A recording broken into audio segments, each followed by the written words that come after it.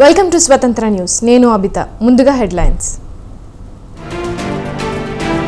కాసేపట్లో 3వ శ్వేతపత్రం విడుదల చేయనున్న ఏపీ ప్రభుత్వం. ఇంధన శాఖపై వాస్తవాలు వెల్లడించనున్న చంద్రబాబు. కిడ్నీ రాకెట్ పై అనిత ఆగ్రహం. ఆసుపత్రిపై చర్యలకు ఆదేశాలు.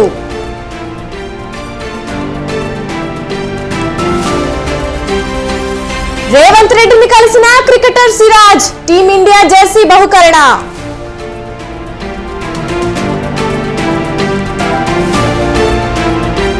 అమలు చేయలేని హామీలిచ్చి అధికారంలోకి వచ్చింది. కాంగ్రెస్ పాలనపై కిషన్ రెడ్డి ఫైర్. పార్టీ ఫిరాయింపులను ప్రోత్సహించిందే కాంగ్రెస్. హస్తం పార్టీ ద్వంద్వ వైఖరి వ్యవహరిస్తుందన్న కేటీఆర్.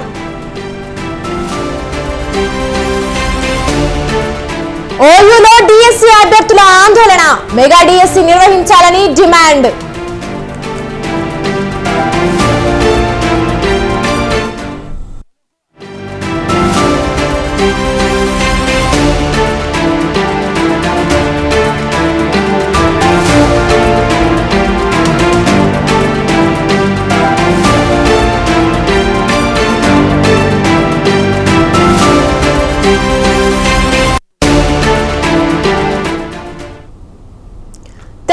సీఎం రేవంత్ రెడ్డి మహబూబ్ నగర్ చేరుకున్నారు. కలెక్టర్ ప్రాంగణంలో ప్లాంటేషన్ కార్యక్రమాన్ని రేవంత్ ప్రారంభించారు. 396 కోట్ల అభివృద్ధి పనులకు రేవంత్ రెడ్డి శంకుస్థాపన చేయనున్నారు. మహబూబ్ నగర్ ఉమ్మడి జిల్లా ముఖ్య నాయకులతో కలెక్టరేట్లో రేవంత్ రెడ్డి ముఖాముఖి నిర్వహిస్తున్నారు.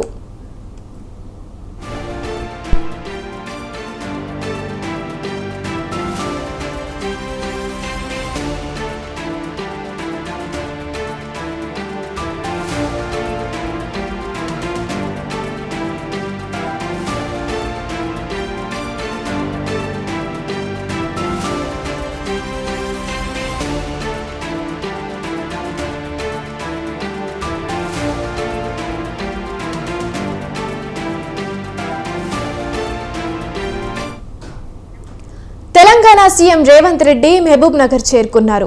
కలెక్టర్ ప్రాంగణంలో ప్లాంటేషన్ కార్యక్రమాన్ని రేవంత్ ప్రారంభించారు. 396 కోట్ల అభివృద్ధి పనులకు రేవంత్ రెడ్డి శంకుస్థాపన చేయనున్నారు. మహబూబ్ నగర్ ఉమ్మడి జిల్లా ముఖ్య నాయకులతో కలెక్టరేట్లో రేవంత్ రెడ్డి ముఖాముఖి నిర్వహిస్తున్నారు. ఇక ఇదే అంశంపై మరింత సమాచారాన్ని మా ప్రతినిధి వెంకటేష్ ఫోన్ లైన్ ద్వారా అందిస్తారు. చెప్పండి వెంకటేష్, రేవంత్ ఏ కార్యక్రమాల్లో పాల్గొంటారు?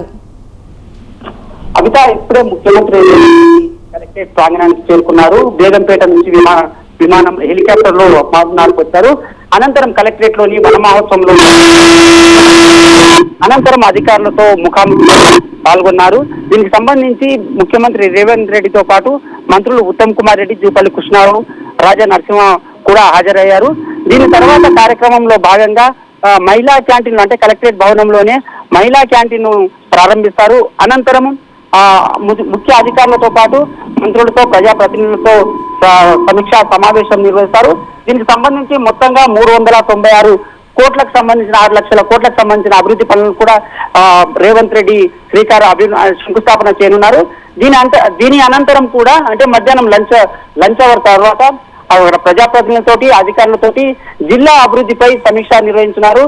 ఈ సమీక్షలో ముఖ్యంగా పాలమూరు రంగారెడ్డికి సంబంధించిన ప్రాజెక్టు పనులను, దాని తర్వాత విద్యా వైద్యంపై అంటే ప్రతి నియోజకవర్గంలో ప్రధాన ఆసుపత్రి నిర్మించడంతో పాటు ఆసుపత్రిలో మౌలిక వసతులు ఎలా ఉన్నాయి, విద్యాపరంగా ఎలాంటి సౌకర్యాలు పాఠశాలలో కానీ కళాశాలలో కానీ ఏర్పాటు చేయాలి, దానికి సంబంధించిన పురోగతిపై కూడా సమీక్ష చేయనున్నారు. దీనికి సంబంధించి ముఖ్యంగా పాలమూరు రంగారెడ్డి ప్రాజెక్టుకు సంబంధించిన అభివృద్ధి పనులని గతంలో ప్రభుత్వం అంటే బీఆర్ఎస్ ప్రభుత్వంలో కూడా కొన్ని పనులు అక్కడే నిలిచిపోయాయని చెప్పవచ్చు. పాలమూరు రంగారెడ్డికి సంబంధించిన కర్వేన ప్రాజెక్టుకు సంబంధించిన కర్వేన రిజర్వాయర్ లో 60% పనులు అయితే పూర్తయి, దాంతో పాటు ఉదండపూర్ లో కూడా కేవలం 50% రిజర్వాయర్ కి సంబంధించిన పనులు పూర్తయి. దాని తర్వాత ఎక్కడేసిన గొంగలు అటే ఉన్నదని చెప్పవచ్చు. ఈ నేపథ్యంలోనే కాంగ్రెస్ ప్రభుత్వం ఏర్పడినప్పటి నుంచి ప్రతి నియోజకవర్గంలో అభివృద్ధి చెందేలా, ప్రతి నియోజకవర్గంపై ప్రతి ఈ కాన్ఫరెన్స్ పై కూడా ముఖ్యమంత్రి రేవంత్ రెడ్డి ప్రత్యేక దృష్టి సారించాలని చెప్పవచ్చు. తెలంగాణ రాష్ట్ర వ్యాప్తంగా కూడా అన్ని జిల్లాల్లో మంత్రులు అక్కడ సీఎం రేవంత్ రెడ్డితో సహా పర్యటించాలని, అక్కడ జిల్లా అభివృద్ధిపై ఎలాంటి చర్యలు తీసుకోవాలి, వాటిని ఎలా ముందుకు తీసుకెళ్లాలి, ఏదైనా నిధులు అవసరం ఉంటే ఎలా సమకూర్చుకోవాలి, నిధులను ఎలా ఖర్చు చేయాలి, దానిపై కూడా సమగ్ర నివేదిక తయారు చేసి రేవంత్ రెడ్డి తెలంగాణ పర్యటన చేస్తున్నారని చెప్పవచ్చు. మహబూబ్ నగర్ సొంత జిల్లా కావడంతో ఇక్కడి నుంచే ప్రారంభించారని చెప్పవచ్చు. దీనికి సంబంధించి ప్రతి జిల్లాలో ఎక్కడెక్కడ ఏ మౌలిక వసతులు కావాలి, దానికి సంబంధించిన ప్రాజెక్టు పనులు కానీ, నిలిచిపోయిన ప్రాజెక్టుల పని, పెండింగ్ ప్రాజెక్టుల పని కానీ అన్ని దానిపైన కూడా సమీక్ష నివేదిక తయారు చేశారు ఇప్పటికే అధికారులు. అక్కడ మంత్రులు కూడా ప్రతి నియోజకవర్గాన్ని ముందస్తుగానే మంత్రులు కూడా అక్కడ చేరుకొని అక్కడ నివేదికలు తయారు చేసి సీఎంకు అందజేస్తున్నారు. ఆ నివేదికల ద్వారా పెండింగ్ ప్రాజెక్టులు కానీ ఇతర ఏదైనా అభివృద్ధి పనులకు కానీ ఎలాంటి నిధులు సమకూర్చాలి, ఆ పెండింగ్ ప్రాజెక్టులలో ఎలా ముందుకు తీసుకెళ్లాలి, ఇప్పటికి కూడా ఈ పెండింగ్ ప్రాజెక్టులో నిధులు ఉన్నాయా లేవా, అభివృద్ధి ఎంత జరిగింది అంటే సాగునీరు, తాగునీరు పైన, దానిపైన విద్య, వైద్యం పైన ప్రత్యేక దృష్టి సారించారు రేవంత్ రెడ్డి అని చెప్పవచ్చు.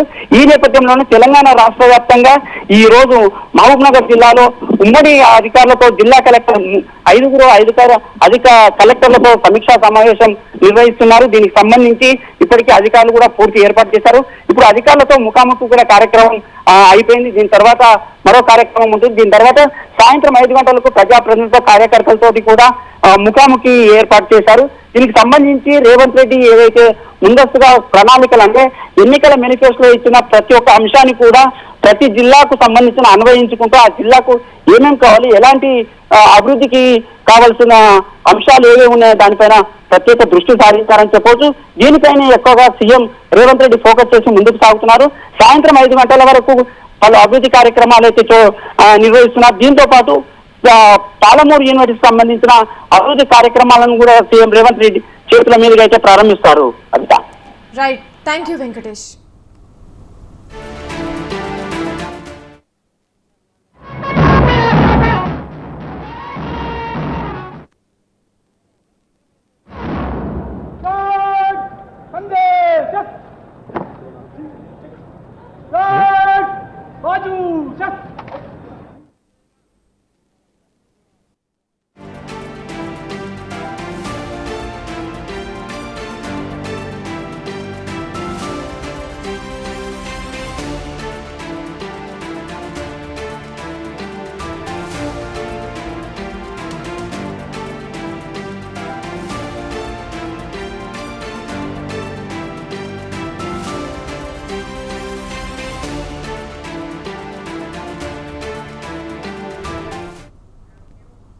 తెలంగాణ సీఎం రేవంత్ రెడ్డితో National Highway Authority of India ఉన్నతాధికారులు సమావేశమయ్యారు.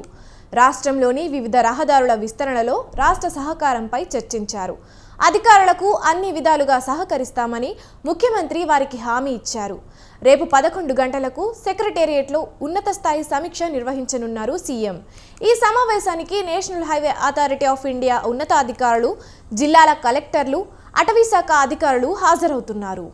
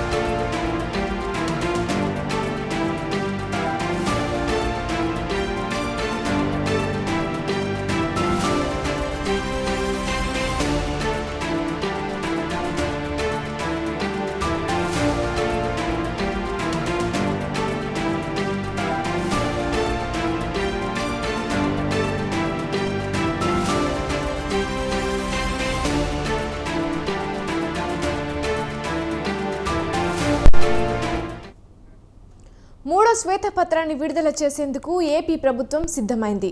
ఇప్పటికే పోలవరం, అమరావతిపై శ్వేతపత్రాలను విడుదల చేసిన ప్రభుత్వం కాసేపట్లో మూడో శ్వేతపత్రంగా ఇంధన శాఖపై విడుదల చేయనుంది. ఇంధన శాఖపై వాస్తవ పరిస్థితులను తెలియజేయనుంది.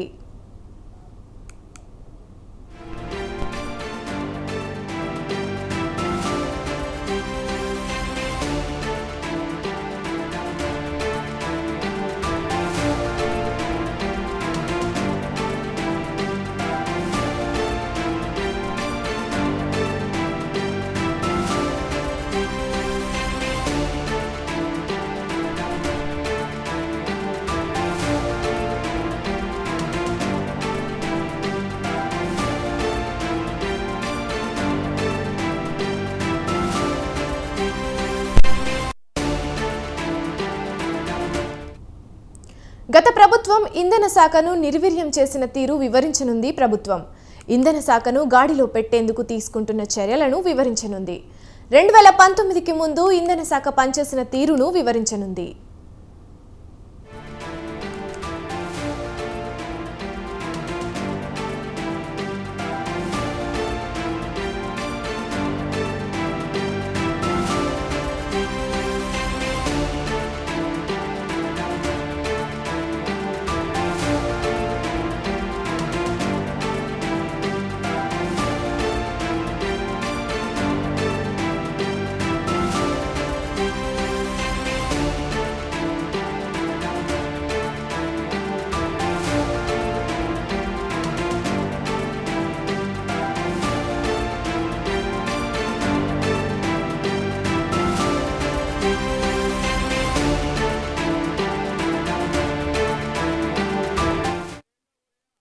గత ప్రభుత్వంలో పీపీఏలో అవకతవకలు, సోలార్, విండ్ పవర్ కొనుగోళ్లలో అవినీతిపై వివరించనున్నారు ఏపీ సీఎం చంద్రబాబు.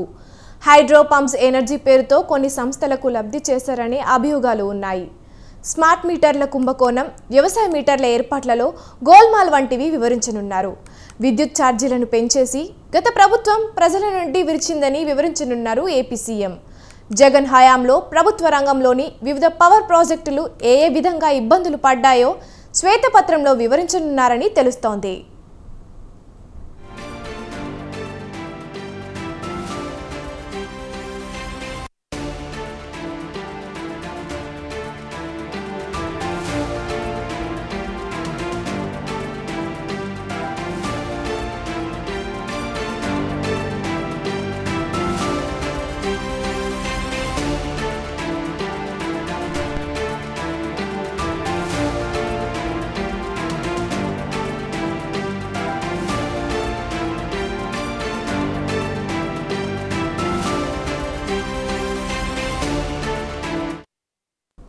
మూడో శ్వేతపత్రాన్ని విడుదల చేసేందుకు ఏపీ ప్రభుత్వం సిద్ధమైంది. ఇప్పటికే పోలవరం, అమరావతిపై శ్వేతపత్రాలను విడుదల చేసిన ప్రభుత్వం కాసేపట్లో మూడో శ్వేతపత్రంగా ఇంధన శాఖపై విడుదల చేయనుంది. ఇంధన శాఖపై వాస్తవ పరిస్థితులను తెలియజేయనుంది. ఇక ఇదే అంశంపై మరింత సమాచారాన్ని మా ప్రతినిధి సంతోష్ లైవ్ ద్వారా అందిస్తారు. చెప్పండి సంతోష్, మూడో శ్వేతపత్రంలో ఏ విషయాలు వెల్లడించే అవకాశం ఉంది?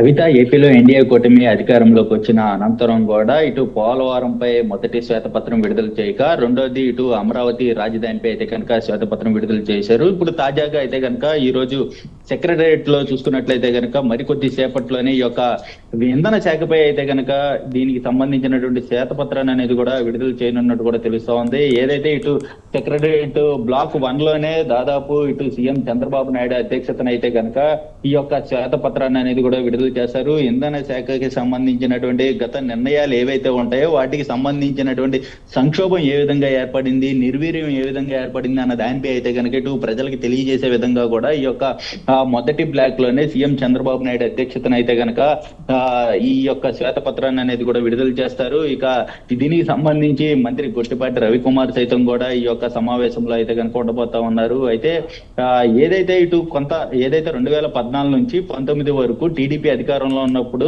ఇంధన శాఖపై కొన్ని నిర్ణయాలు, ఒప్పందాలు తీసుకోవడం కూడా జరిగింది. అనంతరం 2019 తర్వాత చూసుకున్నట్లయితే కనుక ఆ యొక్క ఒప్పందాలను రద్దు చేయడం కూడా జరిగింది. ఏదైతే ప్రధానంగా ఈ సోలార్ వ్యవస్థ వ్యవస్థపై అయితే కనుక తీసుకున్నటువంటి గతంలో చంద్రబాబు నాయుడు తీసుకున్నటువంటి సోలార్ వ్యవస్థపై తీసుకున్నటువంటి నిర్ణయాలని ఒప్పందాలను అనేది కూడా ఏదైతే జగన్మోహన్ రెడ్డి ప్రభుత్వం వచ్చిన అనంతరం కూడా వాటన్నింటినీ కూడా రద్దు చేయడం కూడా జరిగింది. అయితే వాటన్నిటిపై వాస్తవ పరిస్థితులన్నిటిపై అయితే కనుక ఈ రోజు ఎట్టకేలకి శ్వేతపత్రం అనేది కూడా విడుదల చేయనున్నట్టు కూడా తెలుస్తోంది. అయితే ప్రధానంగా మిగులు విద్యుత్తు ఏ విధంగా ఉండేది, గతంలో ఏ విధంగా ఉన్న దానిపై అయితే కనుక ప్రస్తుతం ఏ స్థాయికి చేరింది అన్న దానిపై అయితే కనుక వివరించేందుకు కూడా సిద్ధమైనట్టు కూడా తెలుస్తా ఉంది. దీనికి సంబంధించినటువంటి ఇప్పటికే తనదైన పాలన మార్క్ వేసేందుకు కూడా ఇటు ఎన్డీఏ కూటమి అధికారంలో వచ్చిన దగ్గర నుంచి కూడా చంద్రబాబు నాయుడు తన మార్కును చూపిస్తున్నట్టు కూడా తెలుస్తా ఉంది. ప్రక్షాళన చేసే దిశగా అయితే కనుక ఒక్కొక్క శాఖపై యొక్క శ్వేతపత్రాలను విడుదల చేసిన అనంతరం కూడా దీనిపై అయితే కనుక పూర్తి స్థాయిలో ఏదైతే ఇటు పాలనా విధంగా కూడా ఏర్పాట్లు చేసినట్టు కూడా తెలుస్తా ఉంది. అయితే ప్రధానంగా ఇంధన శాఖపై ఎక్కువగా దృష్టి పెట్టడం కూడా జరుగుతూ ఉంది. ఎందుకంటే ఇంధన శాఖపై ఏదైతే సోలార్ వ్యవస్థల్ని ఏదైతే ఇటు పూర్తి స్థాయిలో ఏపీలోకి తీసుకొచ్చి దానికి సంబంధించినటువంటి పెట్టుబడులు కావచ్చు వీటన్నిటిపై కూడా ఇక ఏపీలో ఉండే విధంగా కూడా ఏర్పాట్లు చేసినట్టు కూడా తెలుస్తా ఉంది. దీనికి సంబంధించి గతంలో కొన్ని నిర్ణయాలు అనేది కూడా రద్దు చేయడం కూడా జరిగింది. ఆ రద్దు చేసిన ఒప్పందాలన్నీ కూడా రద్దు చేసిన విధానాన్ని ఇటు పూర్తి స్థాయిలో అయితే కనుక ఈ యొక్క శ్వేతపత్రం ద్వారా అయితే ప్రజలకు వివరించే పరిస్థితులు అయితే కనుక ఈ రోజు కనబడుతున్నాయని తెలుస్తూ ఉంది. Right, thank you Santosh.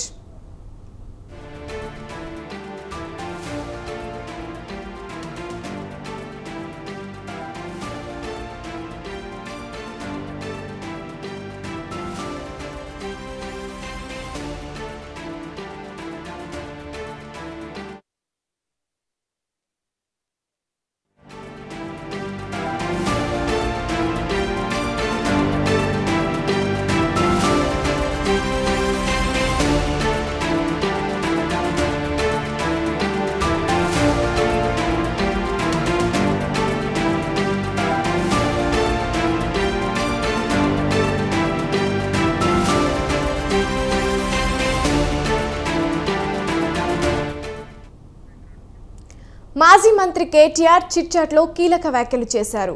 తాము ఓడిపోవడానికి కారణం ప్రజలు కాదన్నారు. కొన్ని విషయాల్లో తమ వైఖరి మార్చుకోవాల్సిందని, ప్రజా సంబంధాల విషయంలో గ్యాప్ రావడంతో తాము ఓడిపోయామని తెలిపారు. అభివృద్ధి చేసి కూడా చెప్పుకోలేకపోయామన్నారు. పార్టీ పేరు మార్పు ప్రభావం లేదని, ఓటు షేర్ ఉందని అన్నారు. స్వల్ప తేడాతో 14 సీట్లు ఓడిపోయామన్నారు. డబ్బు సంచులతో ఎమ్మెల్యేలను కొనుగోలు చేసిన వ్యక్తి తెలంగాణకు సీఎం అయ్యారని విమర్శించారు. ఏపీ సీఎం చంద్రబాబు వల్ల తెలుగు రాష్ట్రాలకు మంచి జరిగితే తాము స్వాగతిస్తామని చెప్పుకొచ్చారు. కేసీఆర్ ఓడించడానికి తమపై అహంకారం ముద్ర వేశారన్నారు. కేసీఆర్ని ఇబ్బంది పెట్టడానికే కవితను అరెస్టు చేశారని కేటీఆర్ స్పష్టం చేశారు.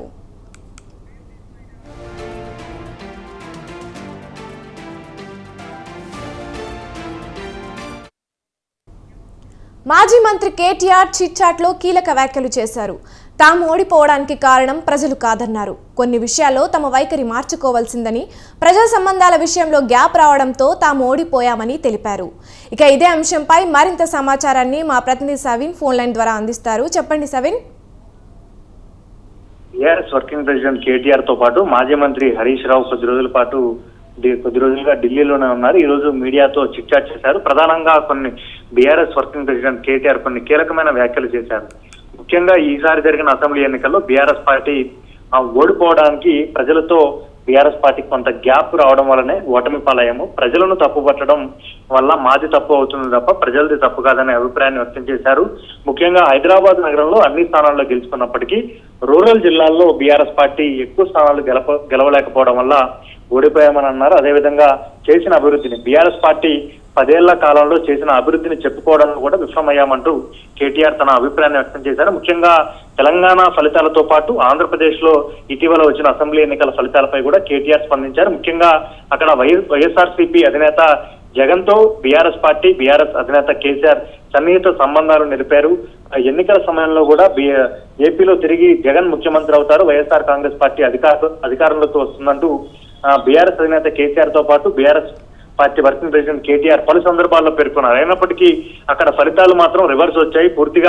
పూర్తి స్థాయి ఆధిపత్యంలో ఏపీలో టీడీపీ నేతృత్వంలోని కూటమి అధికారంలోకి వచ్చింది. ఈ అంశం పైన బీఆర్ఎస్ వర్కింగ్ ప్రెసిడెంట్ కేటీఆర్ స్పందించారు. ప్రధానంగా పేదలకు పెద్ద ఎత్తున నవరత్నాల పేరుతో జగన్ సంక్షేమ పథకాలు పంచినప్పటికీ అక్కడ ఓడిపోవడం మాకు ఆశ్చర్యం కలిగించింది. అయినప్పటికీ జగన్ కు 40% ఓట్లు మాత్రం అక్కడ వచ్చాయి. అదేవిధంగా పవన్ కళ్యాణ్, జనసేన అధినేత పవన్ కళ్యాణ్ 2019 అసెంబ్లీ ఎన్నికల్లో విడిగా పోటీ చేశారు. ఒంటరిగా పోటీ చేయడం వల్ల ఓట్ల చీలిక వచ్చింది. దాంతో వైఎస్ఆర్ కాంగ్రెస్ పార్టీకి లబ్ధి జరిగింది. ఈసారి పవన్ కళ్యాణ్, బీజేపీ, టీడీపీ కలిసి పోటీ చేయడం వల్ల ఓట్ల పోలరైజేషన్ అయింది. దానివల్ల టీడీపీ కూటమి ఘన విజయం సాధించిందన్న అభిప్రాయాన్ని వ్యక్తం చేశారు. అదేవిధంగా ప్రతిరోజు ప్రజల్లోకి వెళ్లి గుడ్ మార్నింగ్ ధర్మవరం పేరుతో విస్తృతంగా కార్యక్రమాలు నిర్వహించిన ధర్మవరం మాజీ ఎమ్మెల్యే కేతిరెడ్డి వెంకటరామరెడ్డి కూడా ఓటమి పాలయ్యారు. ఇది కూడా ఆశ్చర్యాన్ని కలిగించిందని కేటీఆర్ తెలిపారు. అదేవిధంగా హరీష్ రావు కూడా చిట్ చాట్ చేశారు. ప్రధానంగా బీఆర్ఎస్ పార్టీ అధికారంలో ఉన్న 2 సందర్భాల్లో పార్టీ ఫిరాయింపులు బీఆర్ఎస్ పార్టీకి నష్టం చేశాయి. కాంగ్రెస్ పార్టీ నుంచి బీఆర్ఎస్ పార్టీలో చేరిన ఎమ్మెల్యేల్లో 10 మంది ఎమ్మెల్యేలు తిరిగి ఇటీవల జరిగిన 2023 అసెంబ్లీ ఎన్నికల్లో బీఆర్ఎస్ పార్టీ నుంచి పోటీ చేసి ఓడిపోయారు. ఇది బీఆర్ఎస్ పార్టీకి నష్టం జరిగింది. పార్టీ ఫిరాయింపుల వల్ల కూడా బీఆర్ఎస్ పార్టీ నష్టపోయిందన్న అభిప్రాయాన్ని హరీష్ రావు వ్యక్తం చేశారు. ముఖ్యంగా గత కొద్ది రోజులుగా కవిత బెయిల్ కోసం సుప్రీంకోర్టులో పిటిషన్ దాఖలు చేయడానికి ఢిల్లీలో ఉన్న కేటీఆర్, హరీష్ రావు ఈ రోజు చిట్ చాట్ చేశారు. ఈ చిట్ చాట్ లో భాగంగా తెలంగాణ, ఆంధ్రప్రదేశ్ రాజకీయాలపై కీలక వ్యాఖ్యలు చేశారు. Right, thank you సవిన్.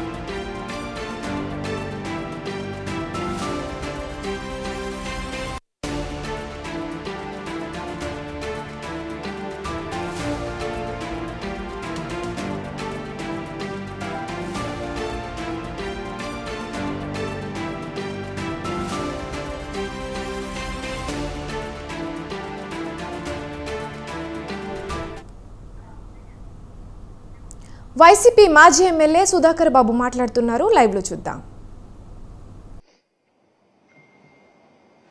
అంటే సుమారుగా 35 లక్షల టన్నుల ఇసుక మాయమైపోయింది. తెలుగుదేశం పార్టీ నాయకులు కార్యకర్తలను కొట్టేసి ఉండాలి, జనసేన నాయకులు కార్యకర్తలన్నా కొట్టేసి ఉండాలి, బీజేపీ నాయకులు కార్యకర్తలన్నా కొట్టేసి. వైసీపీకి ఎట్టాగ పవర్ లేదు కాబట్టి ఎవరు అక్కడ రీచ్లకి వెళ్ళలేరు.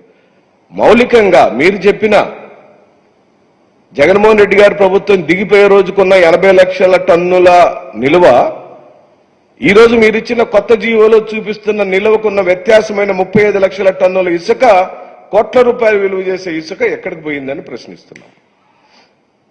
అంటే దీని అర్థం మిగిలిందంతా స్వాహా చేసి మనం దోచేసినట్టుగానే ఇక్కడ సుస్పష్టమైందని మేము ప్రశ్నిస్తూ, ఎన్నికల ఫలితాలు వచ్చిన రోజు స్టాక్ యార్డ్లో లక్షల కొద్ది టన్నుల ఇసుకని కూటమి నాయకులు తీసుకోలేదు అని నిరూపించాలంటే చట్ట ప్రకారమైన ప్రక్రియ మొదలవ్వాలని డిమాండ్ చేస్తున్నాం. ఏపీఎండిసి ద్వారా కానీ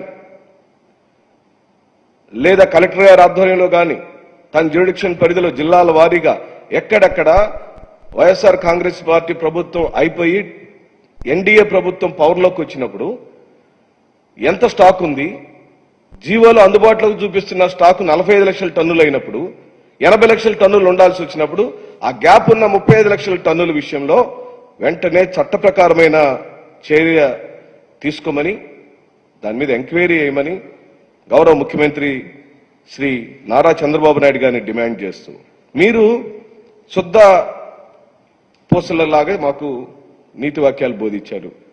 ఇసుక విధానం తప్పని చెప్పారు.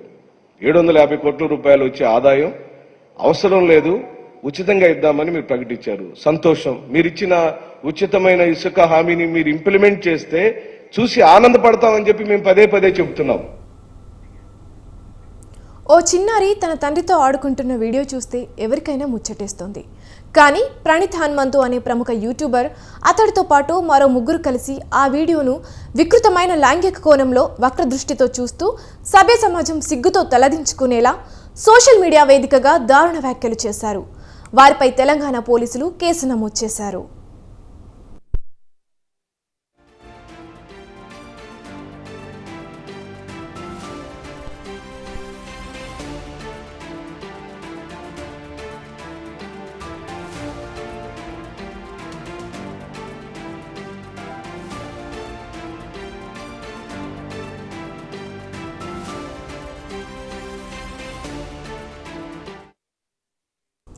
ప్రణీత్ హనుమంతు బృందం వీడియో చూసిన హీరో సాయి ధరమ్ తేజ్ తొలుత ఈ విషయాన్ని ట్విట్టర్ ద్వారా 2 తెలుగు రాష్ట్రాల ముఖ్యమంత్రులు, ఉప ముఖ్యమంత్రుల దృష్టికి తీసుకెళ్లారు. సోషల్ మీడియా ప్రపంచం నిర్దాక్షిణ్యంగా ప్రమాదకరంగా మారిందని, దాన్ని నియంత్రించడం కష్టం కాబట్టి తమ పిల్లల ఫోటోలు, వీడియోలు సామాజిక మాధ్యమాల్లో పోస్టు చేసే తల్లిదండ్రులు జాగ్రత్తగా ఉండాలని సూచించారు. ఇలాంటి రాక్షసులపై కఠిన చర్యలు తీసుకోవాల్సిందిగా కోరారు.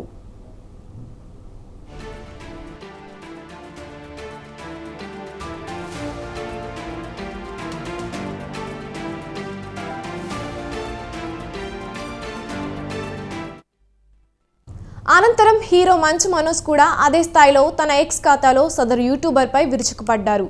ఇరు రాష్ట్రాల ముఖ్యమంత్రులు, ఉప ముఖ్యమంత్రులతో పాటుగా టెక్సస్ అధికారులు, యుఎస్ రాయబార కార్యాలయాన్ని ఆయన ట్యాగ్ చేసి ప్రణీత్ హనుమంతుపై చర్యలు తీసుకోవాలని కోరారు. హాస్యం పేరిట సామాజిక మాధ్యమాలలో ద్వేషాన్ని వ్యాప్తి చేస్తున్న అతడి ప్రవర్తన అసహ్యకరమైనది మాత్రమే కాక ప్రమాదకరం కూడా అని ఆందోళన వ్యక్తం చేశారు. ఇదే అంశంపై హీరో నారా రోహిత్ కూడా ప్రభుత్వ అధికారులను ట్యాగ్ చేస్తూ యూట్యూబర్పై చర్యలు తీసుకోవాలని కోరుతూ ట్వీట్ చేశారు. డిజిటల్ కంటెంట్పై నియంత్రణ విధించే సమయం ఆసన్నమైందని అభిప్రాయపడ్డారు. దీంతో ఆ యూట్యూబర్ల నిర్వాకం సోషల్ మీడియాలో వైరల్ అయింది.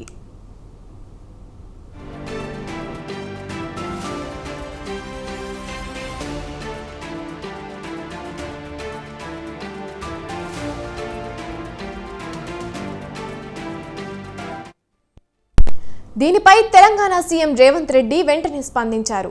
సమస్యను తమ దృష్టికి తీసుకొచ్చినందుకు కృతజ్ఞత తెలిపారు. చిన్నారుల భద్రతకు తమ ప్రభుత్వం అత్యంత ప్రాధాన్యం ఇస్తుందని, సదర్ యూట్యూబర్పై తగిన చర్యలు తీసుకుంటామని హామీ ఇచ్చారు. కాగా ప్రణీత్ హనుమంతుతో పాటు మిగతా వారిపై తెలంగాణ సైబర్ సెక్యూరిటీ బ్యూరోలో ఎఫ్ఐఆర్ దాఖలు చేశామని, నిందితులపై చట్ట ప్రకారం కఠిన చర్యలు తీసుకుంటామని డీజీపీ రవిగుప్తా ఎక్స్ ద్వారా వెల్లడించారు.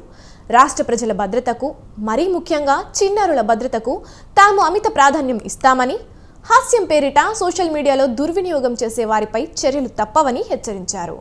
చిన్నారుల భద్రత, సామాజిక మాధ్యమాలను బాధ్యతాయుతంగా వినియోగించడంపై అవగాహన కల్పించేందుకు ప్రయత్నిస్తున్నామని కూడా ఆయన వెల్లడించారు. ఈ కేసుకు సంబంధించి ఏపీ పోలీసులతోనూ సమన్వయం చేసుకుంటున్నామని మహిళా భద్రతా విభాగం అధికారులు తెలిపారు.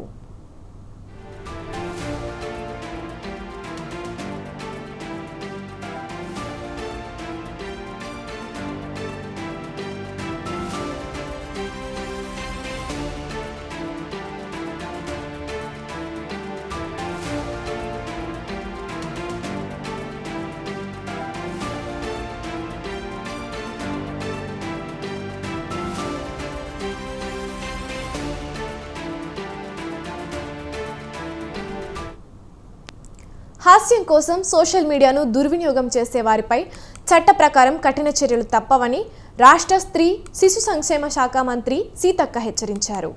సోషల్ మీడియాలో ఈ తరహా పోస్టులు పెట్టేవారిని పోలీసులు నిరంతరం గమనిస్తూనే ఉంటారని ఆమె తెలిపారు. చిన్నారుల భద్రత, సరైన పద్ధతిలో సోషల్ మీడియా వినియోగంపై పోలీసుల ద్వారా అవగాహన కల్పించడానికి చర్యలు చేపట్టామని ఎక్స్ వేదికగా తెలిపారు.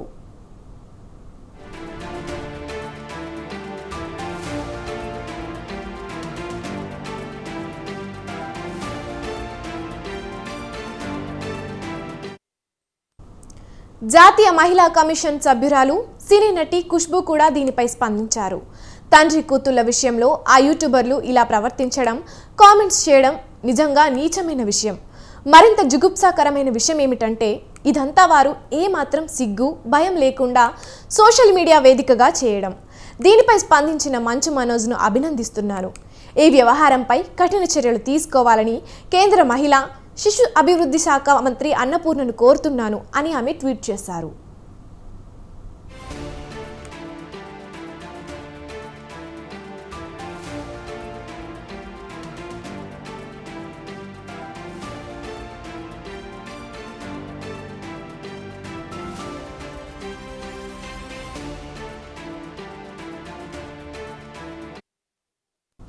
కాగా తన సినిమా ప్రమోషన్లో భాగంగా గతంలో ప్రణీత్ హనుమంతుకు ఇంటర్వ్యూ ఇచ్చిన హీరో కార్తికేయ ఎక్స్ వేదికగా క్షమాపణలు చెప్పారు. సినిమా ప్రచారంలో భాగంగానే అతడికి ఇంటర్వ్యూ ఇచ్చాను, అందుకు ఇప్పుడు పశ్చాత్తాప పడుతున్నాను అని కార్తికేయ పేర్కొన్నారు.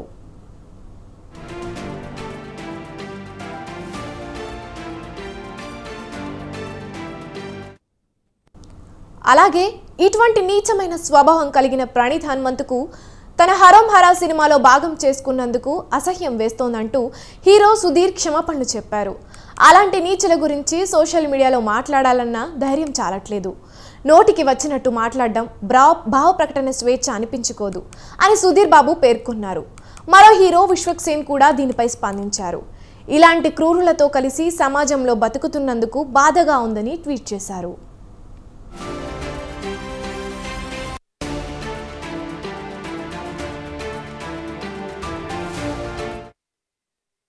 తన వ్యాఖ్యలపై తీవ్ర ఆగ్రహం వ్యక్తమవుతున్న నేపథ్యంలో ఈ వివాదానికి మూలమైన ప్రణీత్ హనుమంతు బేషరతు క్షమాపణలు చెప్పాడు.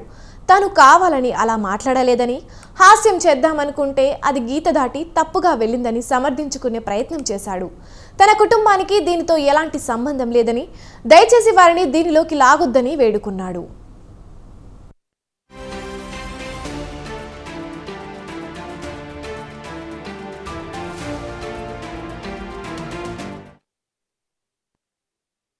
మీ ఫీడ్స్ లో చూస్తూ ఉండొచ్చు. దానికి కారణం నేను చేసిన ఒక తప్పు, చైల్డ్ సెక్షువల్ అబ్యూస్ అనే ఒక చాలా సెన్సిటివ్ టాపిక్ మీద జోక్స్ వేయడం.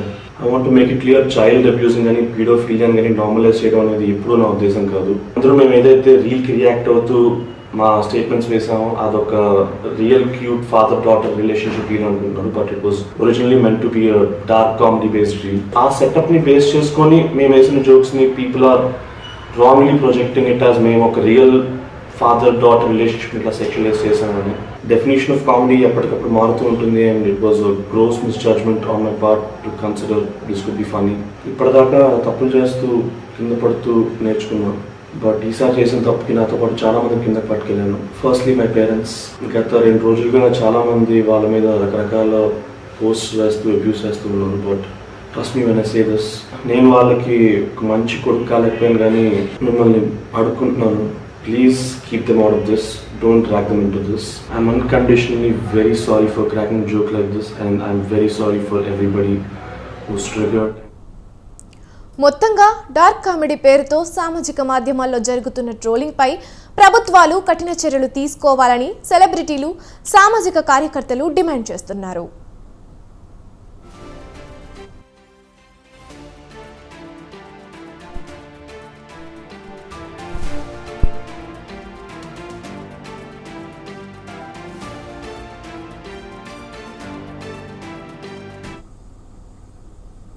ఇవి ఇప్పటివరకున్న బులెటిన్ అప్డేట్స్. చూస్తూనే ఉండండి స్వతంత్ర న్యూస్.